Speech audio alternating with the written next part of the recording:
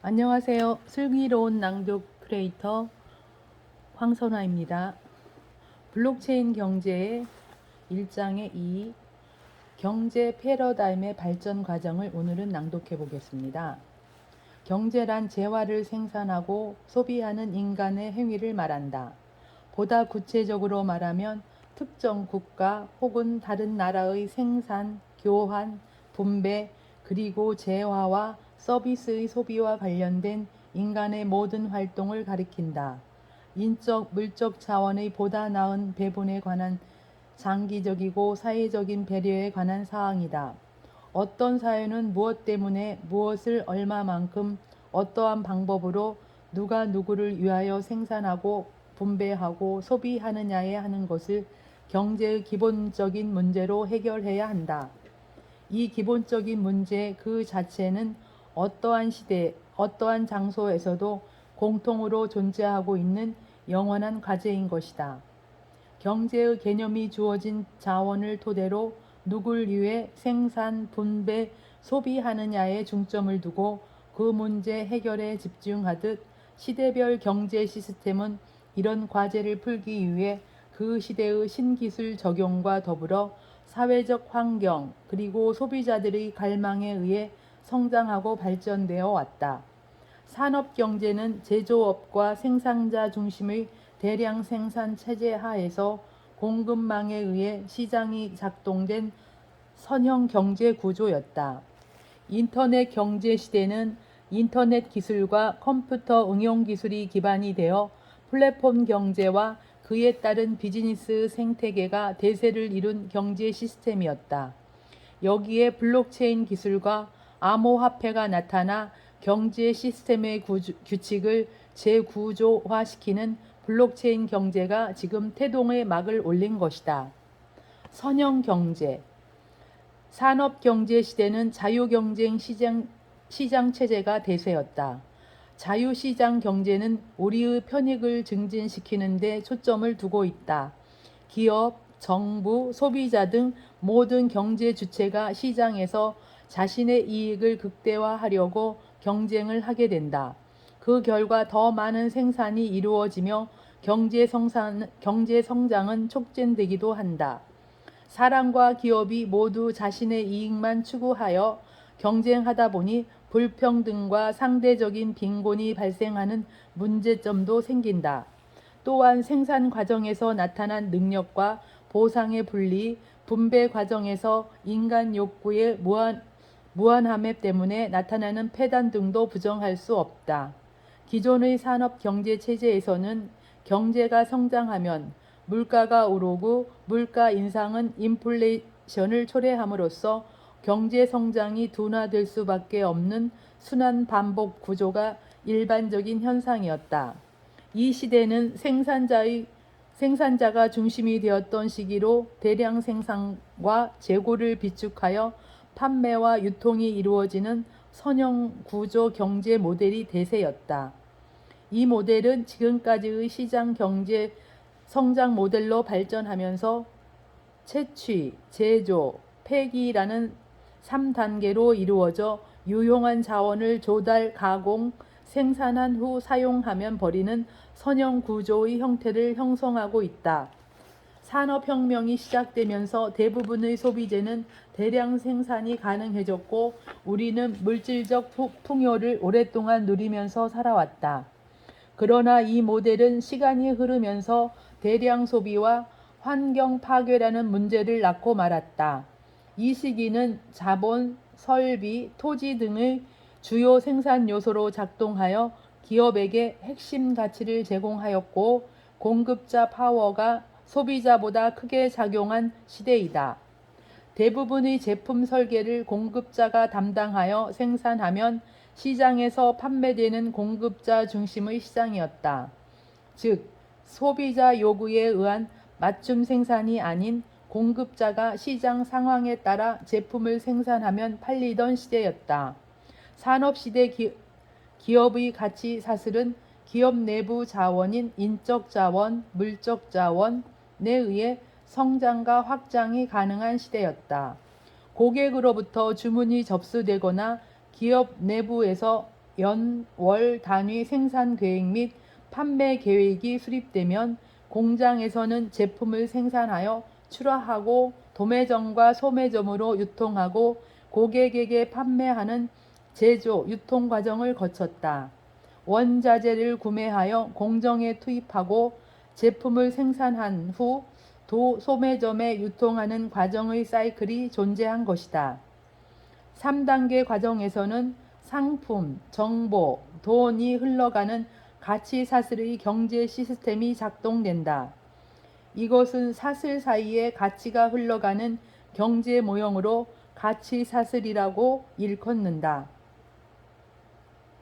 그림 1-2에서 알 수 있듯이 산업시대는 기업 내 일련의 선형적 가치사슬 단계를 순차적으로 적용하는 가치사슬 모델이 주류를 이룬다.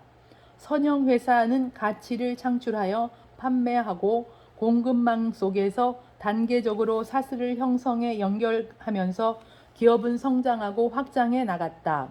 이 과정에서 기업은 사슬을 소유하고 사슬상에서 가치를 만들어 수익을 창출하였다. 이것은 공급자와 생산자가 시장에서 필요한 생산량을 예측하여 제품을 생산하고 그 상품을 소비자에게 공급하는 일방향 시장을 형성한 것이다. 인터넷 경제. 인터넷 경제는 주로 경제 활동이 인터넷상의 가상 공간을 기반으로 이루어지는 경제로 좁은 의미에서는 디지털 경제 개념과 같다. 디지털 경제란 전 세계를 연결하는 인터넷을 통해 빛의 속도로 교환되는 정보가 최대한의 부가가치를 창출하는 새로운 경제 구조를 지칭한다.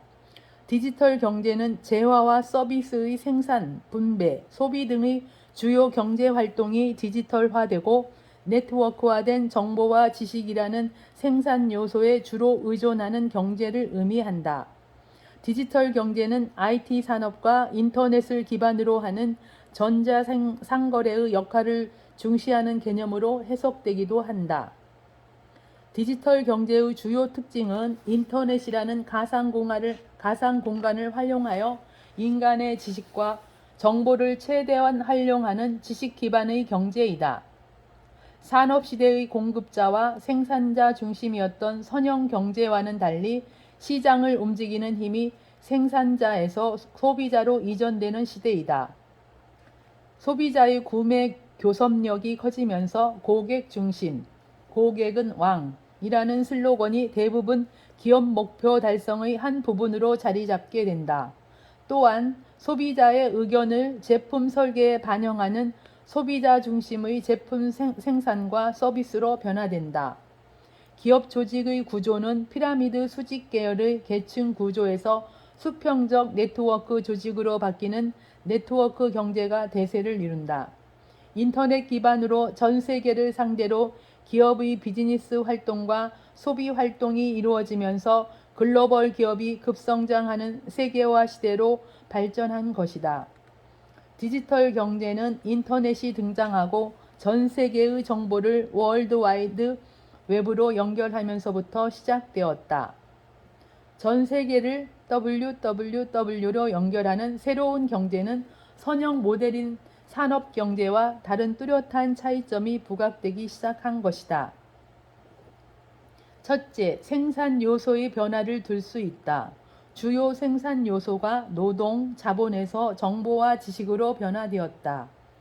둘째, 산업시대의 경제에서는 토지, 자본 등의 바탕을 둔 수익 창출에서 디지털 경제 시대에는 0과 1로 구성된 디지털 정보와 지식이 부를 창출하는 근원으로 변화된다. 지적 재산권과 특허권이 기업 경쟁력의 원천으로 기술 혁신에 경제적 요인을 제공하고 기업의 지속적인 성장을 견인하게 된다. 이러한 변화는 물질적인 요소에 비해 무형적인 지식의 요소가 경제 성장에 더욱 중요해진 것이다. 셋째, 기업의 디지털 경제는 생산자가 중심이었던 대량 생산에서 소비자가 중심이 되는 고객 중심의 판매 체제로 변화되고 인터넷을 통해 온라인 플랫폼이라는 비즈니스 모델이 새롭게 등장하면서 새로운 비즈니스 생태계가 형성되었다. 소비자가 중심이 될 수 있는 계기는 바로 인터넷 때문에 가능했다고 본다. 인터넷을 통해 소비자가 정보의 비대칭에서 벗어날 수 있었기 때문이다. 스마트폰의 등장으로 모바일 기반의 비즈니스가 성장하면서 인터넷 경제는 대부분 온라인에서 이루어지는 플랫폼 경제 모델을 탄생시켰다. 플랫폼 경제 모델은 재화를 생산, 판매하는 사업자들과 재화를 구매하는 두 그룹을 자사의 플랫폼 내부에서 거래를 유도하여 가치를 생성하고 이윤을 추구하는 모델이다. 이 모델은 수요자, 공급자 모두가 플랫폼이 지닌 네트워크 효과를 활용하여 거래를 하는 일련의 경제활동 및 생태계를 의미하는 것으로 플랫폼 장터에서 차별화된 제품과 서비스 공급을 통해 경쟁력을 확보해가는 경제 모델이다.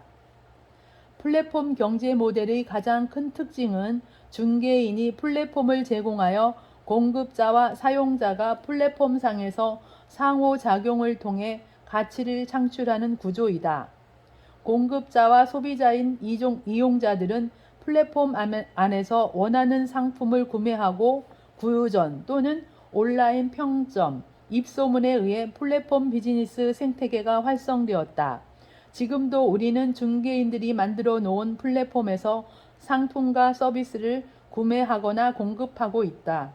인터넷 경제는 제조업과 생산자 중심의 산업을 IT 산업과 소비자 중심 위주로 변화를 가져왔다.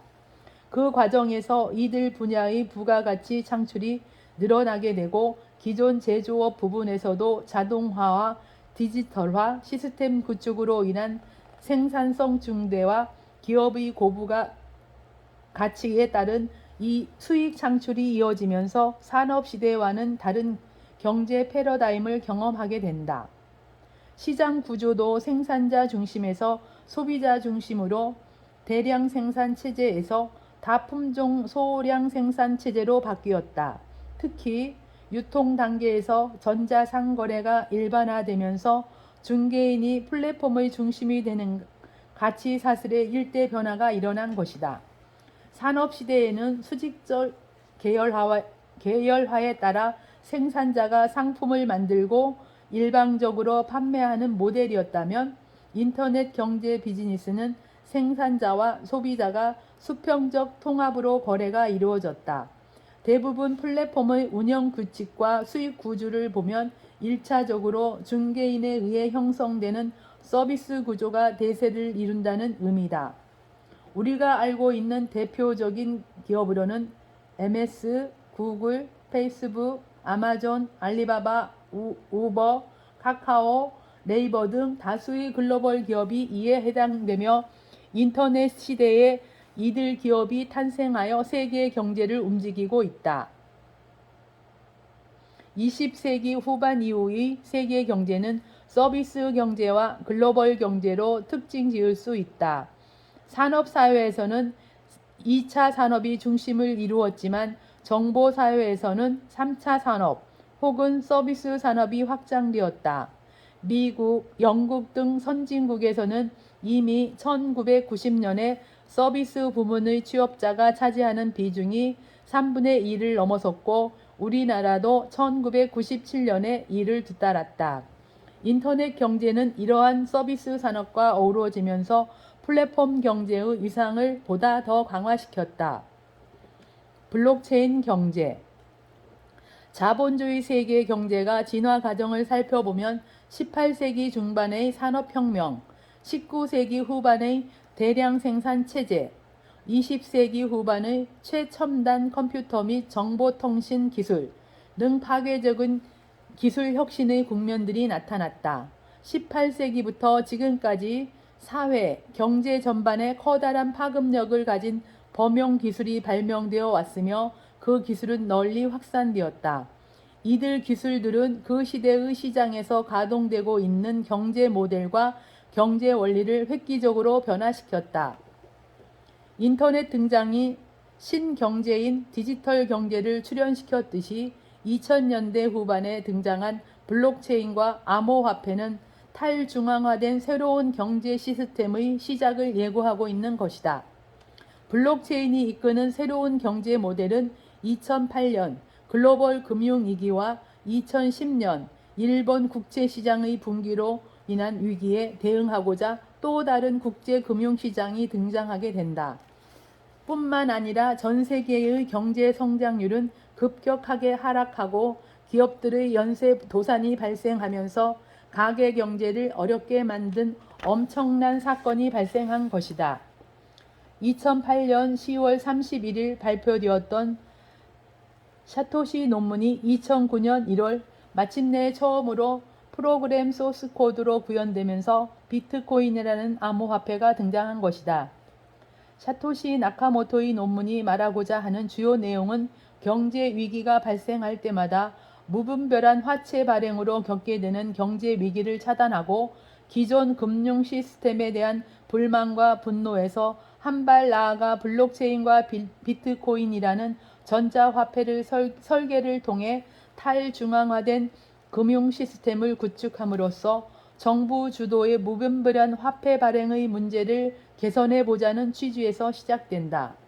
여기서 빠뜨릴 수 없는 부분은 블록체인 네트워크 상에서 이루어지는 참여자들의 활동이다. 그들의 활동은 인터넷 경제에서 주도한 중앙화된 경제 모델과는 다른 탈중앙화된 경제 모델을 가능하게 만들 수 있는 계기가 되고 있다. 또한 그들 스스로 시장의 감시자가 되어 거래의 검증자로서 활동을 할 수 있다. 사토시 나카모토는 이것의 기본 원칙을 채굴, 보상, 알고리즘에 적용하였다. 이 원칙이 블록체인 경제라는 새로운 경제 메커니즘을 탄생시키는 동력이 되었으며 지속적인 블록체인 기술의 발전으로 블록체인 생태계가 이어지고 있는 것이다. 비트코인은 블록체인 기술의 열매로 해석할 수 있다. 블록체인 경제는 암호화폐가 블록체인과 결합되어야 비로소 그 가치가 극대화되는 경제 원리에 근거를 둔다. 그의 논문에서 등장한 비트코인의 기술적 개념과 기본 원칙을 정리하면 다음과 같다. 순수 P2P 기반의 전자화폐, 금융기관 개입 없이 온라인 대금 결제 가능. 이중 지불을 저지할 제3자가 필요하지 않음. 이중 지불이 발생할 경우 P2P 네트워크로 해결책을 제시.